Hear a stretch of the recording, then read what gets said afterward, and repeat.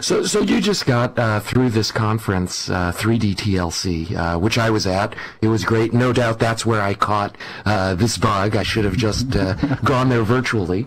But what would you say if you had like one or two big takeaways from that? What were the surprises? I think the surprises were the thoughtful application of these technologies. The two that kind of come to mind is the Holocaust Museum example that was very experiential. There was no avatar, talking to PowerPoints in there. You actually were taken through the Kristallnacht experience. And I think even in David Clevin telling us the story in that room, the room got really quiet. It's almost like we had that experience without even physically going through Second Life. And then following the Twitter stream, a lot of people did actually go and visit that particular place and found it to be very moving. The second was actually something that I think is really cool, which was we kind of cut Twitter loose in the conference, and I know you spent a lot of time on there. And the reason we did that, or the reason I chose to go for it, was number one, you couldn't stop people anyway, but number two, it's an affordance that we've come to use in the virtual world.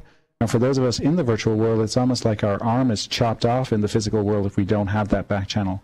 So we did hashtag 3DTLC, and I'm happy to report we had over 100 pages. And we also trended at 3 p.m. on Tuesday afternoon, a small conference of 300 or so people. Yeah, so I have to say, for me, that was a total surprise. I signed up for Twitter a year ago, did it for 3 days, and it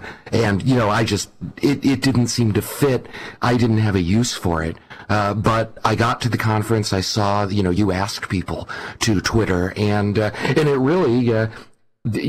Christian Renaud is always asking this question: why make a virtual conference, almost as good as a real conference when you can make it so much better?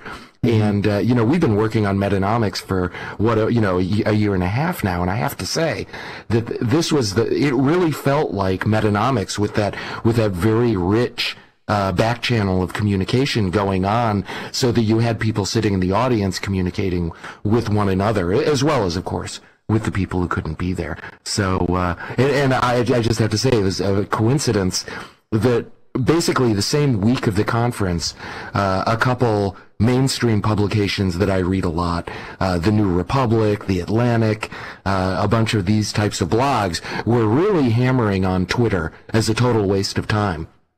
So anyone who wants to, you can look at the New Republic. I've got a couple comments in there talking about the 3D Training, Learning, and Collaboration Conference, saying, look, maybe no one wants to know what type of coffee you're having at Starbucks, but it does have real enterprise uses, and I think we saw one at the conference. Yeah, I think the interesting thing, Baz, you mentioned the research that we did looking at games when I was at IBM. One of the things that we found was that the affordances inside those environments could be very helpful for the enterprise, and I think that was just one proof point there, where the back channel really helped the physical meat space conference, have more value.